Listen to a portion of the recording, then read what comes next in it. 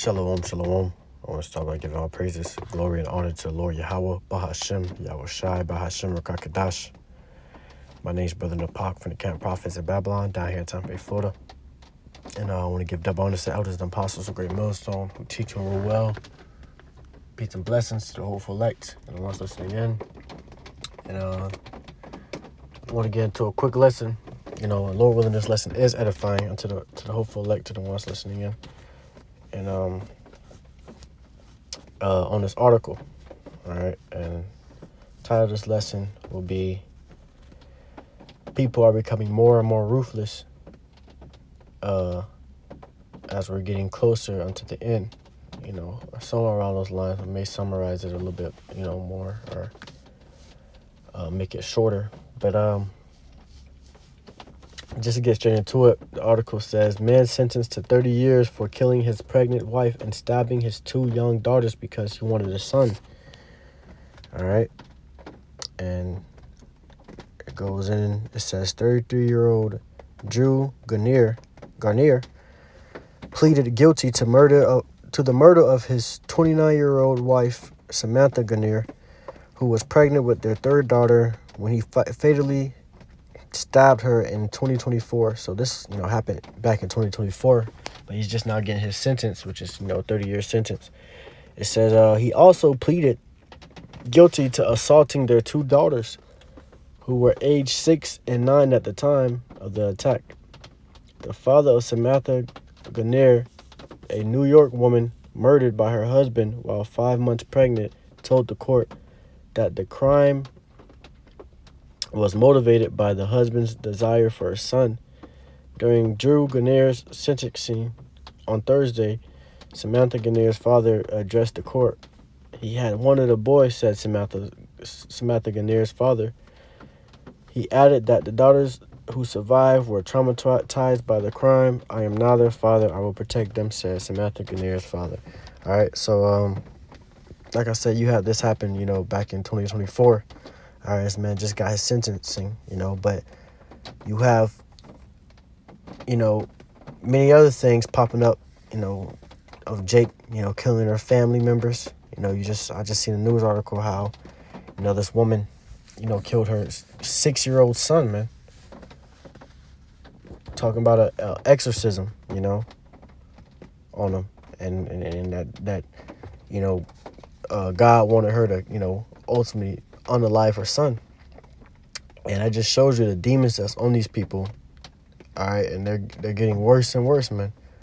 All right, where people are taking out their own family members, friends against friends, family members against family members, brothers against brothers, and sisters against sisters. And we're coming to a time where, whatever connection you have with a person will not matter. All right, it's not going to matter because people are going to be going straight, crazy out here, man. All right. Yeah, this guy killed both our Salakia. He killed his wife and his unborn daughter. All right, and stabbed both his daughters. And you can see the demon in his face. That guy definitely has demons on him. All right. But ultimately, all these people have demons on them, bro. But they're only getting worse. So, just to get straight into it,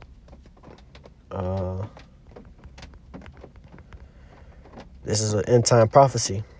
It says, Matthew 24, verse 12, and because iniquity shall abound, the love of many shall wax cold.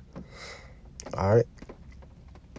And the NLT says, sin will be rampant everywhere, and the love of many will grow cold. All right. So right now we're in a time where sin is abounding. All right, iniquity is abounding. It's everywhere now. All right, you can't go a day without seeing, iniquity, wickedness, folly. All right, you can't walk outside without seeing folly. All right, and ultimately, that is a sign that, we're getting closer and closer to the end.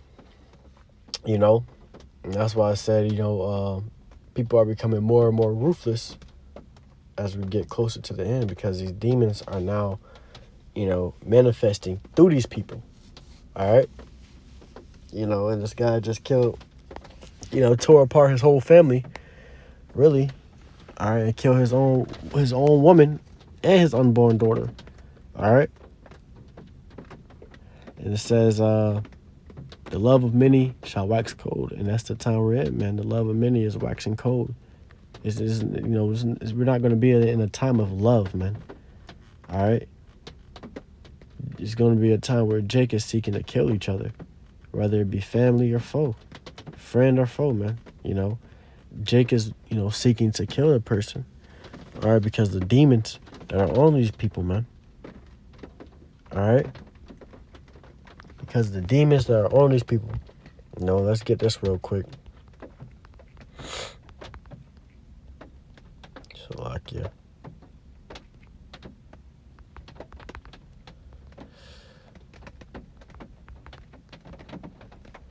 This is 2nd Ezra, chapter 14 and verse 16. It says, "For yet greater evils than those which thou hast seen happen shall be done hereafter."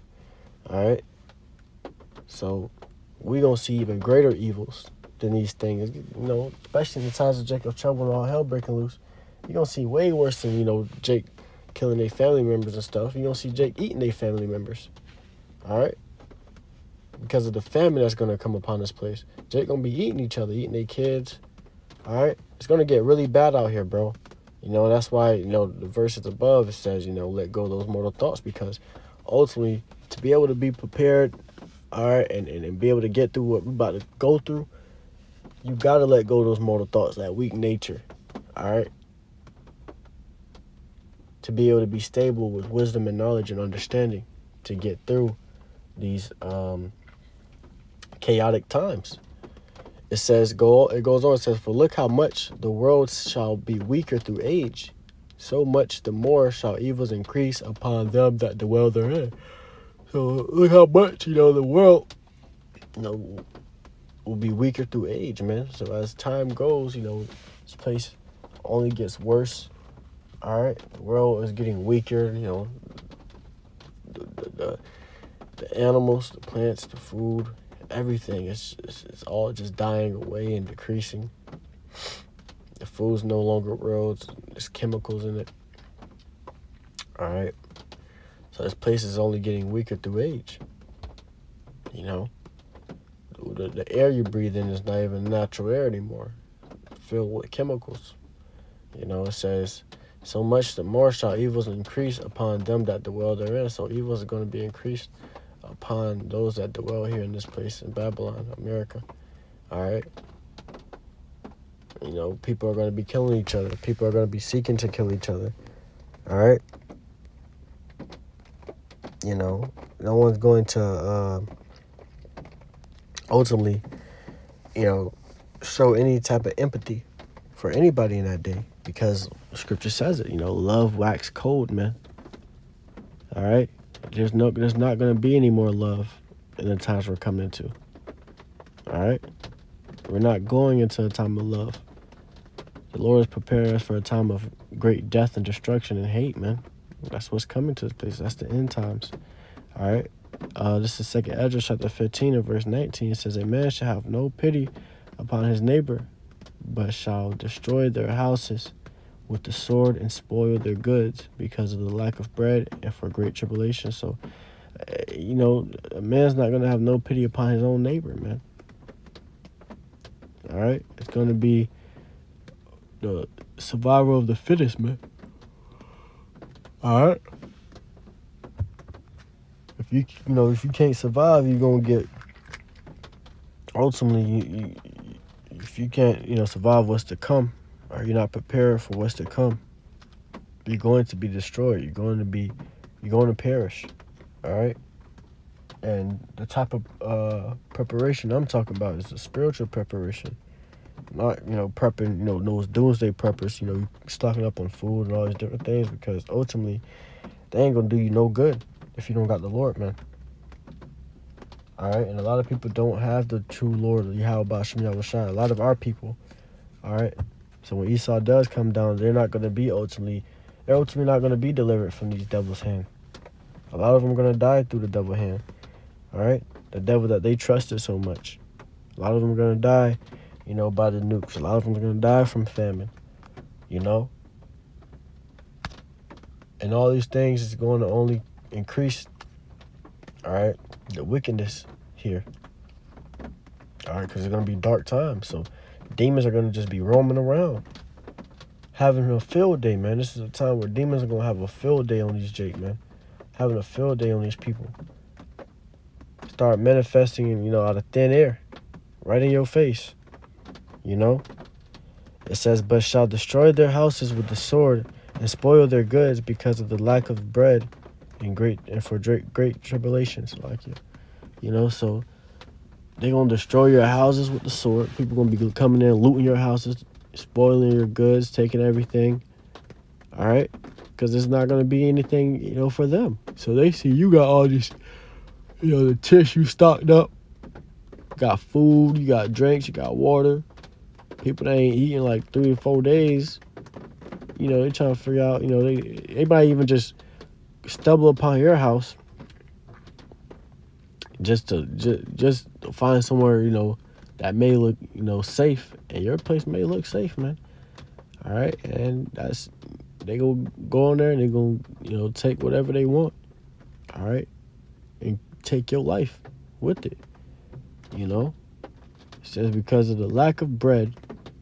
All right? So there's going to be a famine because people are not going to be able to eat. What's that one ad? I think it's a Snickers commercial. It says you're not yourself when you're hungry, man.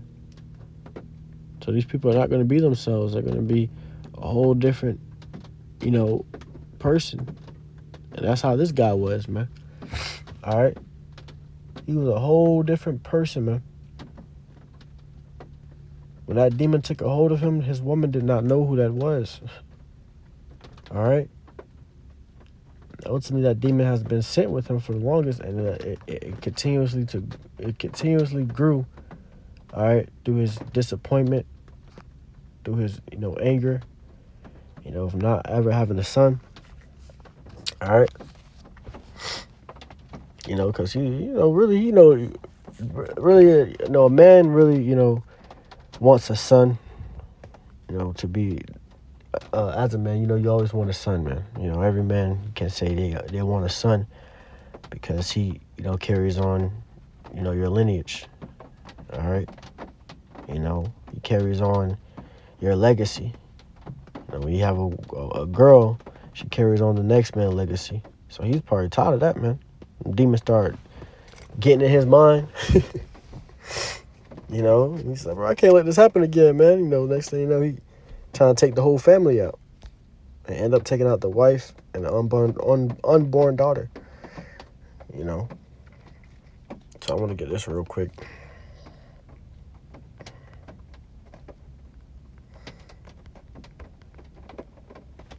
This is Sirach chapter 39 verse 28. It says, there be spirits that are created for vengeance, which in their fury lay on short strokes. In the time of destruction, they pour out their force and appease the wrath of him that made them. All right, so that was a spirit on that man that was created for vengeance. All right, ultimately, that was the Lord, that had that whole thing go about. All right, when that demon jumped on him and he wanted to take out his family. All right, so he took out the woman and he took out the child. Now, the father said he probably wanted a son just because he wanted the son so bad, but you never know what happened behind closed doors, man. You don't know what happened in closed doors that really made that man that, still get that tired. All right, that probably was the reason, but ultimately, whatever it was, there was a demon that came out of it, and that demon was created for vengeance, and it appeased the wrath of the Lord that made it. It appeased the wrath of the Lord, man. The Lord sent judgment upon that woman and her child. And her 2 other children. But, they survived. So, that spirit jumped on that, man. These spirits can jump on anything. It can be spirits in wildfires. That's why you had that one wildfire in L.A. All right, it was consuming everything, man. People's houses were getting taken down because there was a spirit created for vengeance in that wildfire.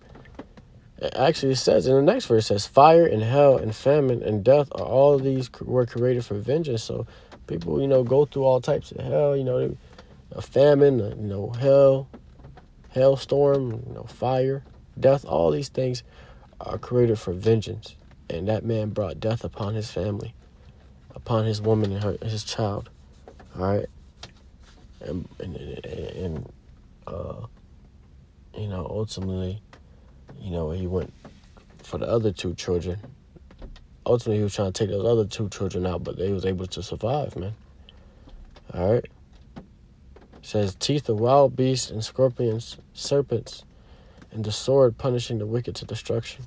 All right. So this is all punishing the wicked until destruction, man. All right. So, amen. Lord willing, this lesson was edifying to the hopeful elect. And I want us to listen again. I want to give all praises, glory, and honor to our Lord Yahweh. Bahashem Yahushai, Bahashem Rakakadash. Once again, Double Honor Salvation, the Apostles, Great Millstone, teach you well. Peace and blessings to all.